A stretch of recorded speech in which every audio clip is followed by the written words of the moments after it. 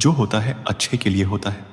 बहुत समय पहले हस्तिनापुर राज्य में एक युवा अरुण अपनी साधारण लेकिन संतोषजनक जिंदगी जी रहा था। वह बुद्धिमान था, लेकिन जीवन के छोटे छोटे संकटों से बहुत जल्दी विचलित हो जाता था। जब भी कुछ बुरा होता, वह अपने भाग्य को कोसता और सोचता कि उसका जीवन बेकार है।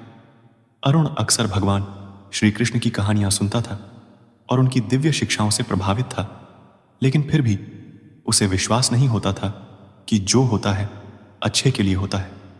एक दिन उसका जीवन बदलने वाली घटना घटी। अरुण की परीक्षा। अरुण का जीवन सामान्य रूप से चल रहा था, लेकिन अचानक उसका व्यवसाय ठप हो गया। उसने जो भी बचत की थी वह सब नुकसान में चली गई।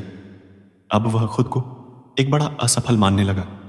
उसके मित्र और परिवार वाले उसे सांत्वना देते, लेकिन उसके दिल से निराशा दूर नहीं होती। एक दिन वह एक अरशी के पास गया और अपना दर्द बयां किया।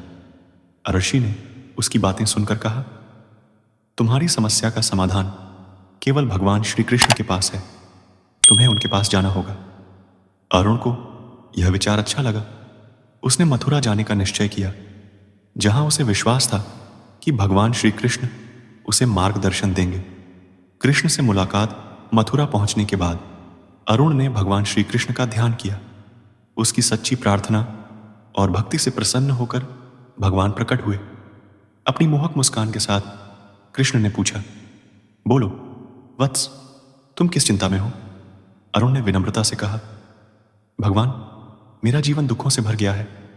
मैंने अपनी मेहनत से जो कुछ कमाया था वह सब खो चुका हूं। अब मुझे कुछ भी अच्छा नहीं लगता।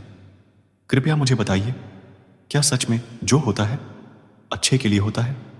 अगर यह सत्य है तो मेरे जीवन में इतनी मुश्किलें क्यों आ रही हैं? कृष्ण का पहला पाठ, विश्वास। कृष्ण मुस्कुराए और बोले, अरुण, मैं तुम्हारे सवाल का उत्तर दूंगा, लेकिन पहले तुम्हें मेरे साथ कुछ समय बिताना होगा और जो मैं कहूं उसे ध्यान से समझना होगा। क्या तुम तैयार हो? अरुण ने सहमति जताई। कृष्ण ने उसे एक जंगल में ले जाकर कहा, यहां कुछ समय बिताओ। हर उस चीज पर ध्यान दो जो तुम्हारे आसपास हो रही है, फिर मुझसे अपनी समझ साझा करो। अरुण ने जंगल में घूमते हुए देखा कि कुछ पेड़ सूख चुके थे, कुछ पेड़ फल फूल से लदे थे। उसने सोचा, यह कितनी अजीब बात है कि एक ही जंगल में कुछ पेड़ मर रहे हैं और कुछ पेड़ फल दे रहे हैं। जब उसने अपनी यह सोच कृष्ण को बताई तो कृष्ण बोले, यही जीवन है। हर चीज का समय होता है। सुख और दुख दोनों ही जीवन के हिस्से हैं। सूखते हैं तो वे मिट्टी में वापस मिलकर नई जिंदगी को जन्म देते हैं।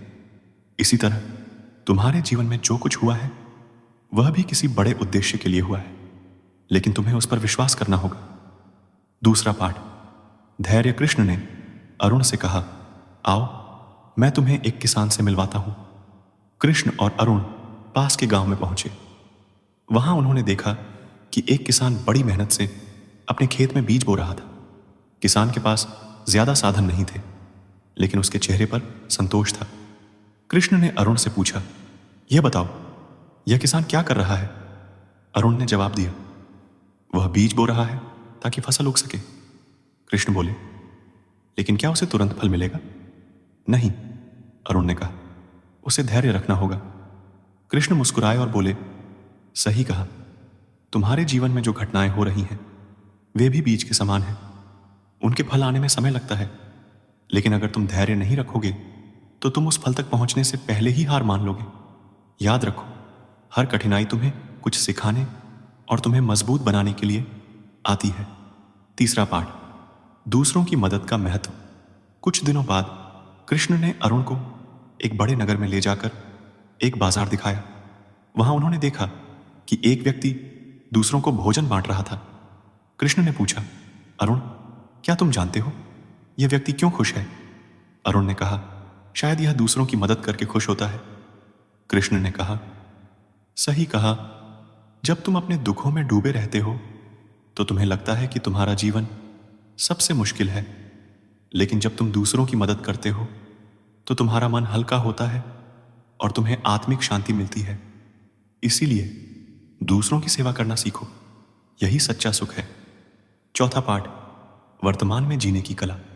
अरुण ने कृष्ण से कहा, भगवान, मुझे अपने भविष्य की चिंता हमेशा रहती है। मैं डरता हूं कि अगर मैं फिर से असफल हो गया तो क्या होगा। कृष्ण ने उसे एक तालाब के किनारे ले जाकर पानी में पत्थर फेंकने को कहा। अरुण ने जैसे ही पत्थर फेंका, तालाब में लहरें बनने लगीं। कृष्ण बोले, देखो, यह पानी की सतह पर उठी लहरें तुम्हारे भविष्य की चिंता के समान है। जब तक तुम वर्तमान में शांत नहीं होगे, तब तक भविष्य की अनिश्चितता तुम्हें परेशान करती रहेगी। अगर तुम वर्तमान में ध्यान केंद्रित करना सीख जाओगे, तो तुम्हारे सभी डर खत्म हो जाएंगे। याद रखो, अतीत जा चुका है और भविष्य अनिश्चित है। केवल वर्तमान तुम्हारे हाथ में है। 5वां पाठ, जो होता है अच्छे के लिए होता है। अरुण ने अब तक बहुत कुछ समझ लिया था, लेकिन फिर भी उसे यह बात समझने में कठिनाई हो रही थी कि उसके नुकसान ने उसके लिए क्या अच्छा किया। कृष्ण ने उसे एक पुरानी कहानी सुनाई। एक बार एक राजा का घोड़ा जंगल में खो गया। राजा बहुत दुखी हुआ, लेकिन उसके मंत्री ने कहा, राजन, जो होता है अच्छे के लिए होता है। कुछ दिन बाद वह घोड़ा जंगल से लौट आया और अपने साथ कई जंगली घोड़े भी ले आया। राजा बहुत खुश हुआ। लेकिन कुछ दिनों बाद राजा के बेटे ने उन घोड़ों में से एक पर सवारी करते हुए गिरकर अपना पैर तोड़ लिया। राजा फिर से परेशान हो गया। मंत्री ने फिर वही बात कही, जो होता है अच्छे के लिए होता है। कुछ हफ्तों बाद एक बड़ा युद्ध हुआ और राजा के राज्य के सभी युवकों को सेना में भर्ती कर लिया गया। लेकिन राजा का बेटा, जिसका पैर टूटा हुआ था, युद्ध में जाने से बच गया। इस तरह राजा ने समझा कि मंत्री की बात सच थी। कृष्ण ने कहा, अरुण, जीवन में हर घटना किसी उद्देश्य से होती है। भले ही वह अभी बुरी लगे, लेकिन आगे चलकर वह तुम्हारे भले के लिए होगी। तुम्हें केवल धैर्य और विश्वास रखना होगा। अरुण का आत्मबोध कृष्ण की शिक्षाओं से अरुण का मन बदल गया। उसने जीवन में पहली बार यह महसूस किया कि जो कुछ भी होता है उसमें भगवान का कोई ना कोई उद्देश्य छिपा होता है। उसने अपने मन में विश्वास जगाया और अपने जीवन को सकारात्मक दृष्टिकोण के साथ जीने का निर्णय लिया। कुछ महीनों बाद अरुण ने एक नया व्यवसाय शुरू किया और इस बार उसने पिछले अनुभवों से सबक लिया। उसका व्यवसाय खूब फला फूला और वह एक सफल व्यक्ति बन गया। कहानी का सार, यह कहानी हमें सिखाती है कि भगवान श्री कृष्ण के अनमोल वचन, जो होता है अच्छे के लिए होता है, सत्य है।